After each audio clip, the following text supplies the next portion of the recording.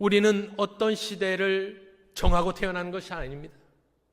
하지만 어떤 시대를 만나느냐, 어떤 왕과 또 그 정치 상황을 만나느냐에 따라서 인생은 큰 영향을 받게 됩니다.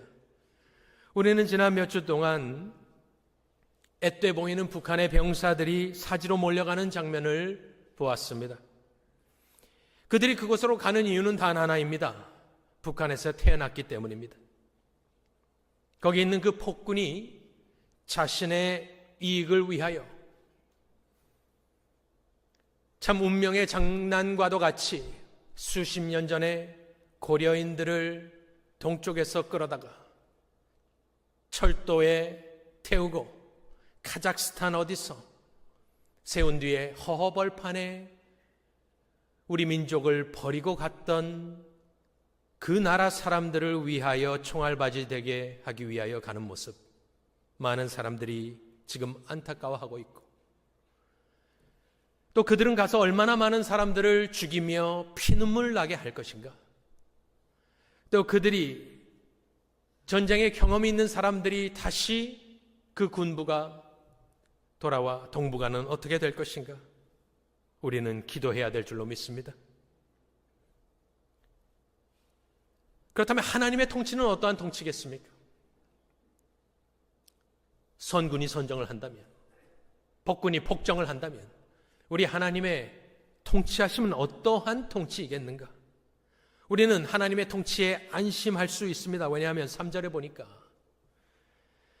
그의 본질은 거룩하고 거룩하고 거룩하시기 때문에 그의 통치는 거룩한 통치인 것입니다. 통치의 목적은 그의 영광인데 만군의 여호와여 그의 영광이 온 땅에 충만하도다. 그의 본질은 거룩하시고 그의 통치의 목적은 당신의 영광이기 때문에 또 성경에 나온 기록을 보면 우리 하나님은 폭군이 아닙니다. 이스라엘을 택하시고 얼마나 애원하시고 그들이 하나님께 돌아오기를 바라셨습니까? 안타까워하고 그리워하고 죄인을 부르시는 하나님, 우리 하나님은 선하시고 그 인자하심이 영원하신 하나님인 줄로 믿으시기를 바랍니다. 그의 통치가 상징적으로 이사야 11장에 나옵니다. 그때에 이리가 어린 양과 함께 살며 표범이 어린 염소와 함께 누우며 송아지와 어린 사자와 살찐 짐승이 함께 있어 어린아이에게 끌리며 암소와 곰이 함께 먹으며 그것들의 새끼가 함께 엎드리며 사자가 소처럼 풀을 먹을 것이며 젖 먹는 아이가 독사의 구멍에서 장난하며 젖된 어린아이가 독사의 굴에 손을 넣을 것이라. 내 거룩한 산 모든 곳에서 해됨도 없고 상함도 없을 것이니 이는 물이 바다를 덮음같이 여호와를 아는 지식이 세상에 충만할 것임이니라. 이 말씀을 문자적으로 이렇게 해석한다기보다는 이것은 메시아 시대를 예언하고 있는데 메시아 시대는 이미 예수 안에서 임했고 방금 읽은 말씀도 이미 예수 안에서 원칙적으로는 다 이루어졌고 예수께서 재림하실 때 완전히 성취되는데 하나님의 거룩하신 통치는 보신 바와 같이 안전하고 평화가 있고 평강이 넘치는 그러한 통치가 되는 것입니다. 그래서 우리는 기도할 때 그 하나님의 온유하시고 거룩하신 평화로운 통치가 이 땅에 속히 임하시기를 간절히 기도해야 될 줄로 믿습니다. 그렇게 평화로운 통치, 또 그 목적은 주의 영광. 그래서 그 하나님은 모든 것을 운행하시며 당신의 영광을 위하여서 운행하시는데 당신의 영광을 이 땅에 나타내시기 위해서 또 이 땅에서 영광을 받으시기 위해서 그 보좌에 앉으신 이가 보이지는 않지만 이 땅에서 세워가는 기관이 딱 하나가 있습니다. 그것은 대한민국이 아닙니다. 그것은 미국도 아닙니다. 이 땅에서 그가 영광을 보여주기 위하여 또한 받기 위하여 세워가시는 기관은 다름 아닌 교회인 것입니다. 하나님은 3번 거룩하시기 때문에 사람들과 같이 지낼 수가 없습니다.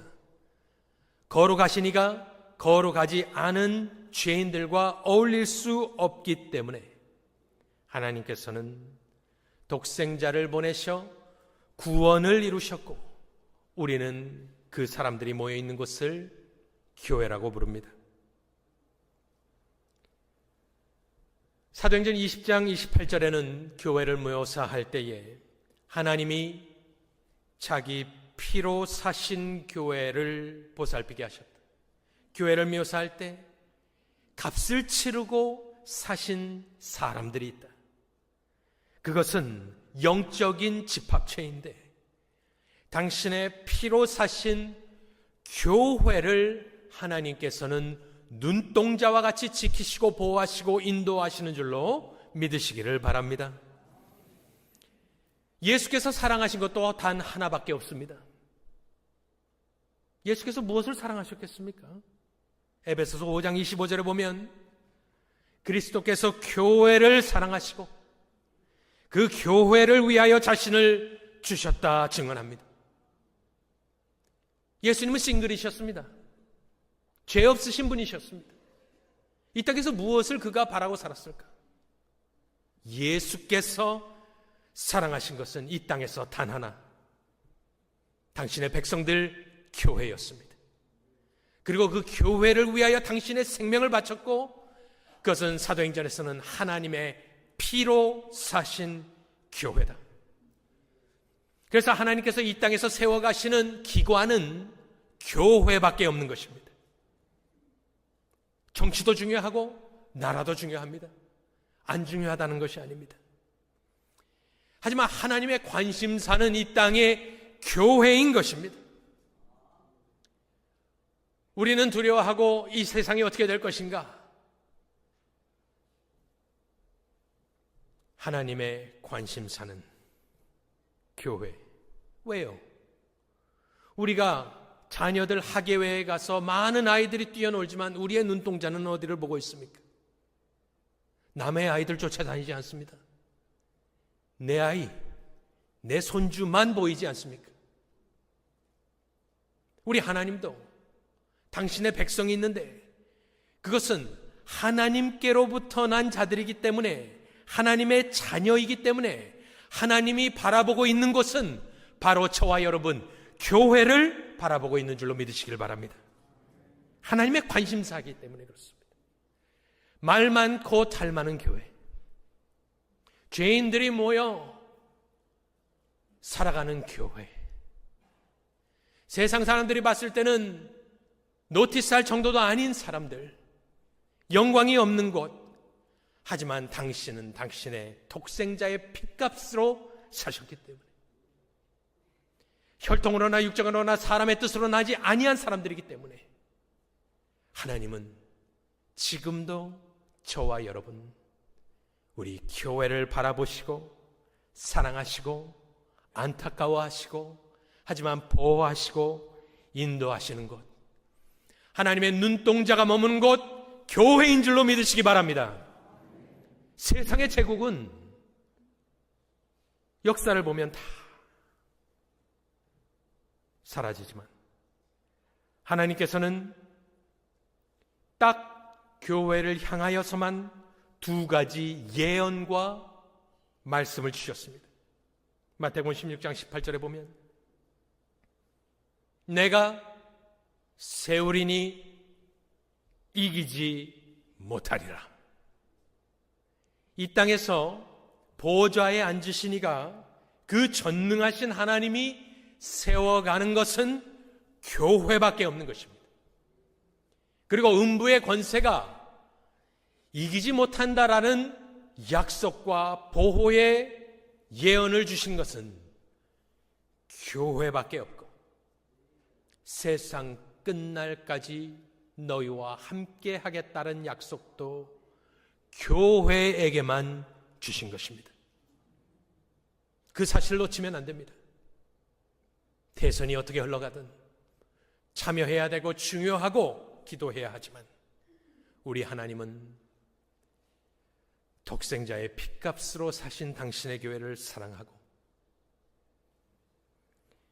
그의 눈동자는 지금 우리를 보고 있는 것입니다. 이 땅에 누가 보좌에 앉으신 이에게 영광을 돌려드리고 있습니까? 제국이 그렇게 했습니까? 왕들이 그렇게 했습니까? 총리들이 그렇게 했습니까? 나라가 그렇게 했습니까? 아닙니다. 연약해 보이지만 오직 핏값으로 사신받은 성도들이 하나님을 예배하며 영광을 돌려드리기 때문에 하나님의 관심사는 그곳에 있는 것입니다. 웨스트민스터 신앙고백서는 1643년도부터 1647년도 영국의 시빌 워 가운데 전쟁 중에 쓰여진 기록입니다. 전쟁 중에 썼습니다. 그런데 거기서 하나님의 섭리를 이야기하면서 우리 신앙 선배들이 뭐라고 써놨느냐, 하나님이 어떻게 섭리하시느냐, 모든 것을 이끌어 가시는데 그 섭리의 중심에는 교회가 있다. 가장 특별한 방법으로 자신의 교회를 돌보시고 모든 일을 교회에 유익하도록 처리하신다. 하나님이 세상의 모든 것을 주관하시면서 끌고 가실 때에 인생을 주관하시고 보이지 않지만 이 역사를 이끌어 가시는 그 중심에는 당신의 교회를 위하여 모든 것을 처리하시며 이끌어 가신 줄로 믿으시며 기도하시며 그 하늘의 뜻이 이 땅에 이루어지시기를 간절히 소원하시는 복된 성도님들 되시기를 바랍니다. 마지막으로 이번 주 가운데 저는 보좌도 생각해 봤고 통치도 하나님의 주권도 교회도 하나님의 관심사도 다 생각을 해보았습니다. 어느 정도 평안이 임했습니다. 그런데 결국에 마지막 질문은 무엇이었느냐? 다 좋습니다. 하지만 나는 What about me? 보호자도 좋고 통치도 좋고 하나님 다스림도 좋고 교회도 좋고 다 좋은데 나는 어쩌란 말이냐? 그렇게 생각을 하고 있는데 이번 주 중에 온라인 버전이지만 뉴욕 타임즈에 일면에 사진 한 장이 게재되었습니다. 혹시 보신 분이 있는지 모르겠습니다. 인플레이션에 대해서 이야기하는 그런 아티클인데 사진이 어쨌든 일면에 크게 나와 있는데 딱 보니까 알아보겠더라고요. 한국 여자입니다. 저 유니폼 아는 유니폼인데. 그리고 딱 눌러보니까 우리가 잘 아는 ABC 중에 하나와 관계되는 마트에서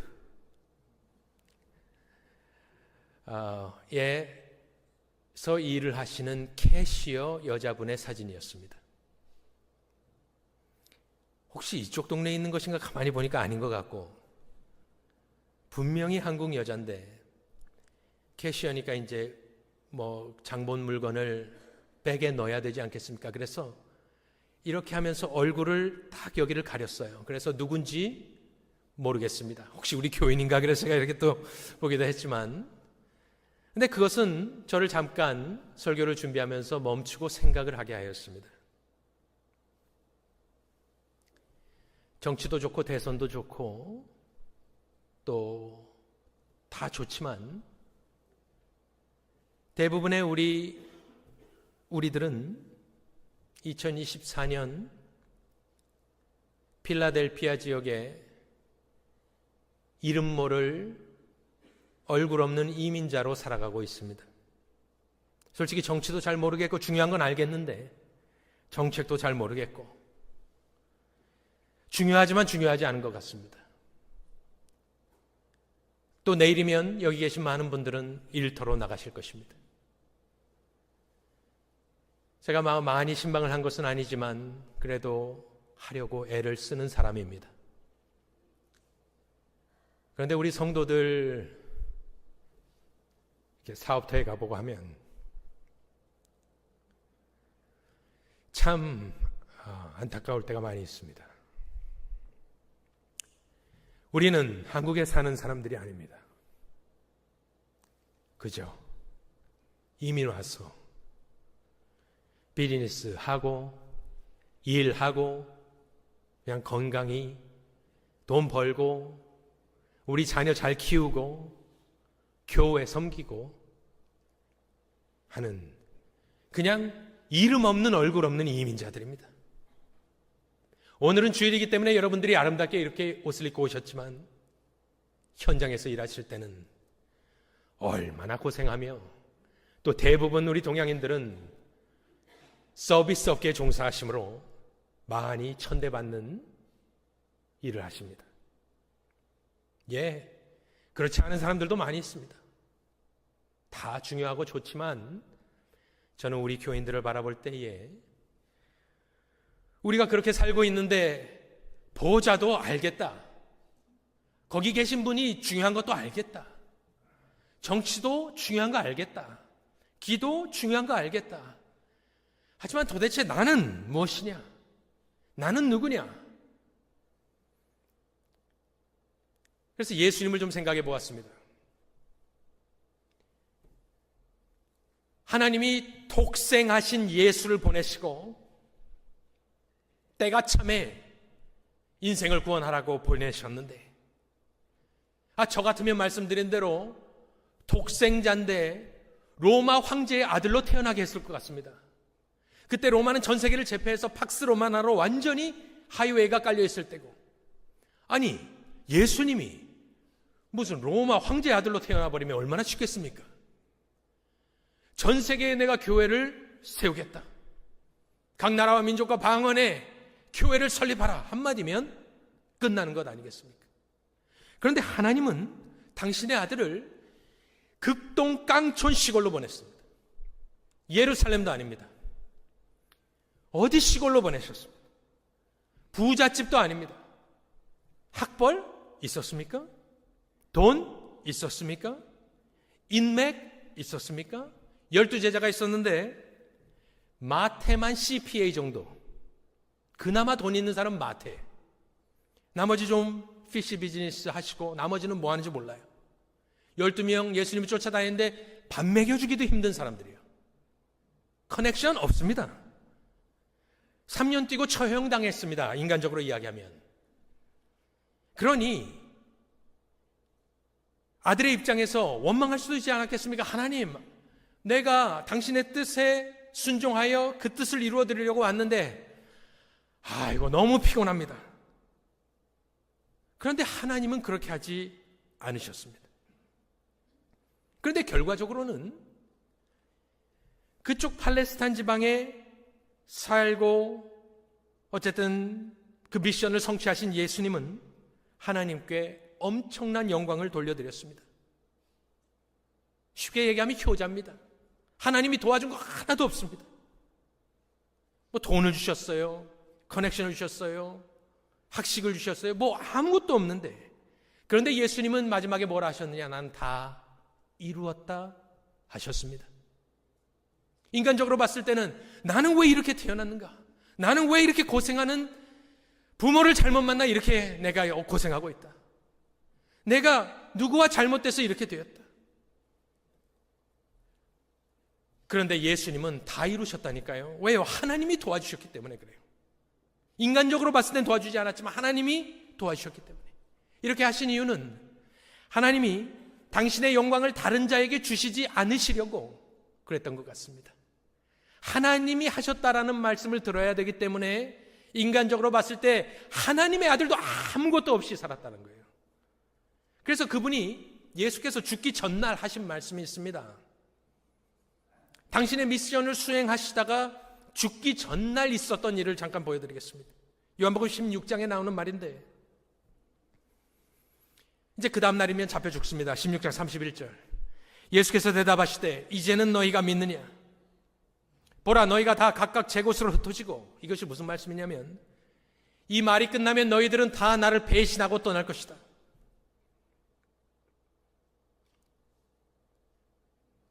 그래도 의지하고 같이 3년을 지낸 사람들인데 다 떠나갈 때 얼마나 마음이 허했겠습니까? 공허했겠습니까? 여러분들 배신당해봤습니까? 다 도망간다고 지금 얘기를 하는 거 아니겠습니까? 보라, 너희가 다 각각 제 곳으로 흩어지고 나를 혼자 둘 때가 오나니 지금이다.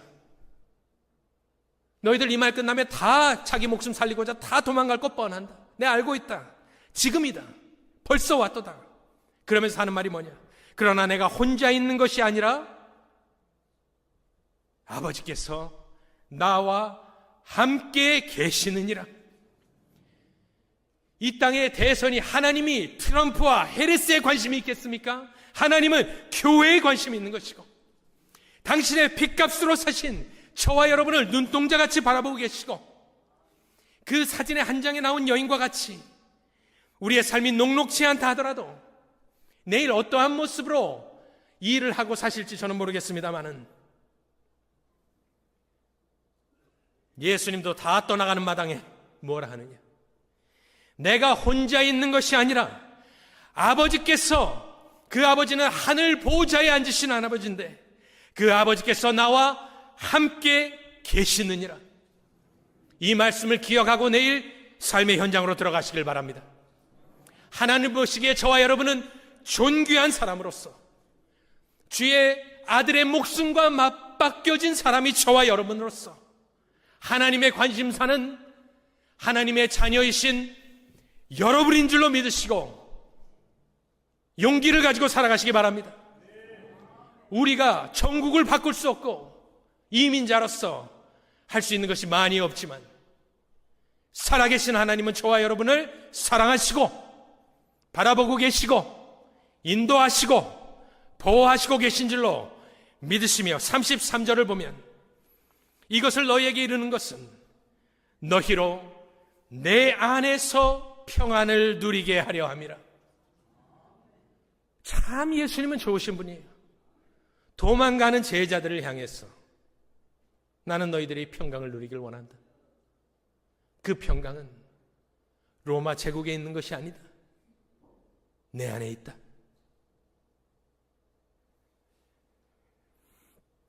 세상에서는 너희가 환난을 당할 것이다. 하지만 두려워하지 말고 담대하라. 내가 세상을 이기었노라. 모든 정치는 세상 안에 있습니다. 세상을 바꿔보려고 애쓰지만 정치는 그렇게 할 수 없습니다. 결국에 세상 안에서 끝나는 것이 정치인데, 우리 예수님은 세상을 이기신 분으로 저와 여러분이 내일 어떠한 모습으로 월요일을 시작하시던지 간에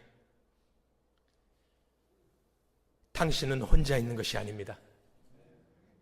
내가 혼자 있는 것이 아니라 다 도망가는 상황 가운데 이제 내일이면 발가벗겨져 나무에 달려 죽어야 되는 입장인데 하나님을 원망하지 않았습니다. 나를 이 고생시킨다고, 나를 이런 시골에서 이런 게 한다고. 하지만 그의 고백은 아버지께서 나와 함께 계시느니라. 세상 끝날까지 그 보좌에 앉으신 이가 저와 여러분을 사랑하시고 보호하고 계시며 지켜보고 계시며 함께하고 계시니 우리 그와 그의 나라와 그의 영광을 위하여 살아가시는 복된 성도님들 되시기를 간절히 축원합니다.